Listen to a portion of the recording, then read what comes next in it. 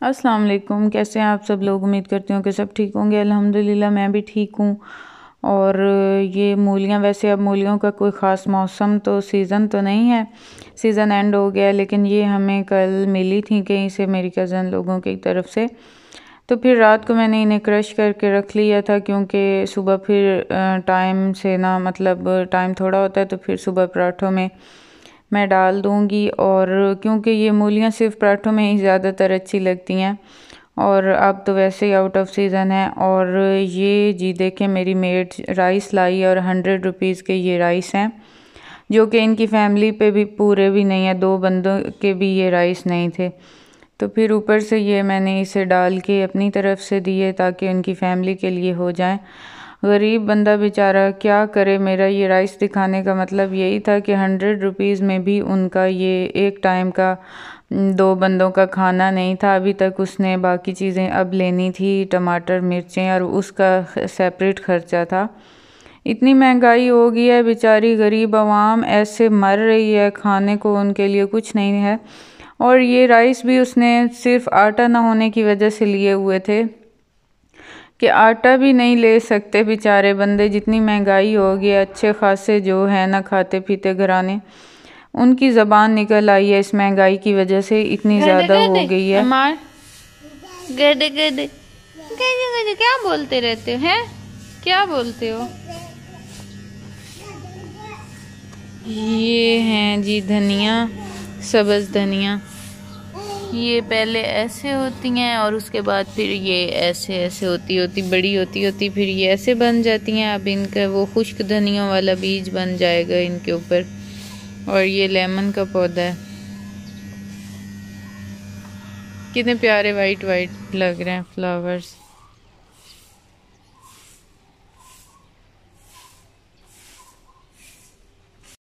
और अब मैं बना रही हूँ पालक। ये पालक भी हमें मूलियों के साथ ही मिली थी, कल पिछले व्लॉग में मैंने दिखाई भी थी, बल्कि मैं खुद काट के लाई थी इस पालक को। इसमें मैंने धनिया बारीक बारीक काटियाँ और ये पालक और पोटैटो मैंने बनाया है। जिस तरीका मैंने सिखाया भी था आप लोगों को, उस तरीके से बहुत अच्छे बनते हैं। तो अब मैं जब भी बना रही होती हूँ तो मैं ऐसे ही बना रही होती हूँ। बहुत मज़े की बनी थी आज भी। और ये जब मेरे हस्बैंड और बच्चे स्कूल जाते हैं ना, तो फिर मेरी नंद का घर उधर ही है, तो फिर जब भी वो कुछ राइस या कुछ ऐसा बनाती हैं तो वो भेज देती हैं। तो ये राइस उन्होंने भेजे थे, साथ रायता भी था। तो मैंने तो दोपहर का खाना खा लिया था, अब दिल नहीं था, फिर मैंने रख दिया। लेकिन शाम को मेरे बच्चों ने खा लिया मुझसे पहले ही, मुझे पता ही नहीं चला, उनको भूख लगी, रूम में पड़े थे, उन्होंने खा लिए। और फिर ये रात को हमने फिर खाना खा लिया। मेरा दिल बहुत था राइस खाने को, लेकिन बस मेरी किस्मत में नहीं थे, बच्चों ने खा लिए। और यहाँ चटनी भी साथ थी। और बच्चों ने कहा कि हमने रोटी तो खानी नहीं है, क्योंकि राइस उन्होंने काफ़ी देर पहले शाम को खा लिए थे, तो अब रात हो गई थी। तो फिर उन्होंने कहा कि कुछ हमें और बना दें। तो ये जो बच्चों का होता है ना कि कुछ और कुछ और, बस ये कुछ और ना बड़ा महंगा पड़ता है या तो बिल्कुल समझ ही नहीं आ रही होती ना उनको ना हमें कि क्या कुछ और क्या। वो भी कहते हैं बस कुछ भी बना दें, लेकिन कुछ और बना दें। या फिर ऐसी कोई डिमांड होती है ना जो बहुत मुश्किल से मतलब पूरी होती है, कोई ऐसी होती है शहर की चीज़ लाने वाली या कुछ ऐसा। तो फिर यहाँ आज इन्होंने कहा कि नहीं बस कुछ भी आप और बना के दे दें। तो फिर मुझे तो यही ख्याल आया कि फिर मैं इनको सेवइयाँ बॉयल करके देती हूँ। तो फिर ये मैंने मंगवाई और बॉयल्ड की मैंने। और उसके बाद ना शुक्र है कि देसी घी कल बन गया था और आज सेवइयाँ भी बनी हैं तो काम आ गया, वरना सेवइयाँ देसी घी के बगैर पता नहीं कैसे लोग खाते हैं, इतनी अजीब लगती हैं। ऑयल तो बिल्कुल अच्छा इन पे नहीं लगता, और शक्कर भी लाजमी होती है इसमें। तो खैर ये है कि बच्चे मेरे ये शौक़ से खा लेते हैं बॉयल्ड सेवइयाँ। तो फिर मैंने उनको बना के दे दी थी और साथ शक्कर भी ऊपर डाल के दे दी थी। और फाइनली आज दोनों बच्चों के पेपर्स ख़त्म हो गए हैं और फ्री हो गए हैं। और अब देखते हैं कि ये फ्री हो के घर में मेरा क्या हाल करते हैं, क्योंकि बच्चों का बहुत मुश्किल बर्दाश्त करना होता है घर में। स्कूल में अच्छा है कि कुछ टाइम इनका गुजर जाता है स्कूल में, तो कुछ सुकून रहता है। तो यहाँ ये देखें इस रूम का हाल इन्होंने किया हुआ होता है। टीवी देखते हैं इधर ही बैठ के, और यहाँ कार्टून लगे हुए हैं। और इनको फिर मैंने ये भी इधर ही दे, क्योंकि 1 मिनट ये नहीं दूर होना चाहते होते, कहते हैं कि खाना भी हमें यहीं दे दें।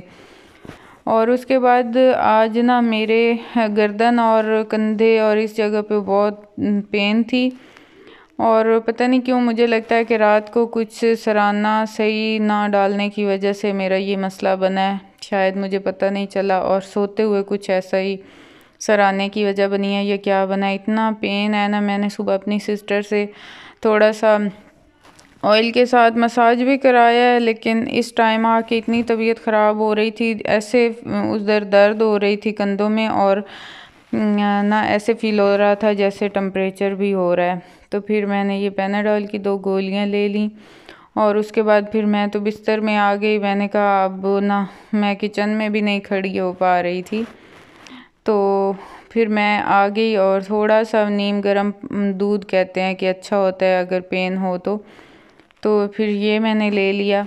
और बच्चों को आज पढ़ाने वाला तो रोला था नहीं, वो कार्टून देख रहे थे, और बस अब उन्होंने खाया पिया भी हुआ था, अब वो आके सिर्फ सो जाएंगे।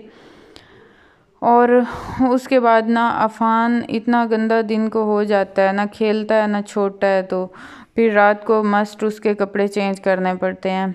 तो या मैं उसके कपड़े चेंज कर रही हूँ।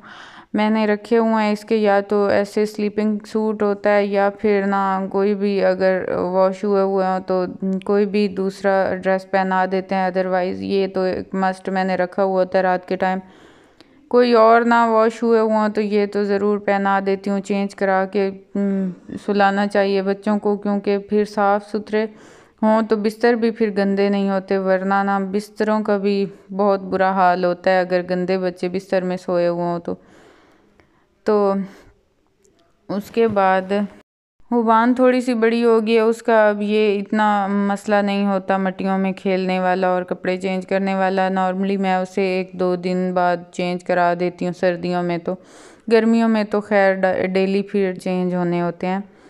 तो यहाँ फिर डॉगी को रोटी डालनी होती है, और अफ़ान बहुत शौक़ से डालता है, वो कहता है मेरा डॉगी है और मैं ही डालूँगा। उससे ये होता है कि डॉगी मेरे पीछे चले, फिर ये जब भी बाहर निकलता है तो डॉगी इसके पीछे चल रहा होता है कि शायद मुझे रोटी डालेगा, और ये दूसरे डॉगी इस डॉगी को तंग करने के लिए आए बैठे होते हैं, रोटी खींचने के लिए।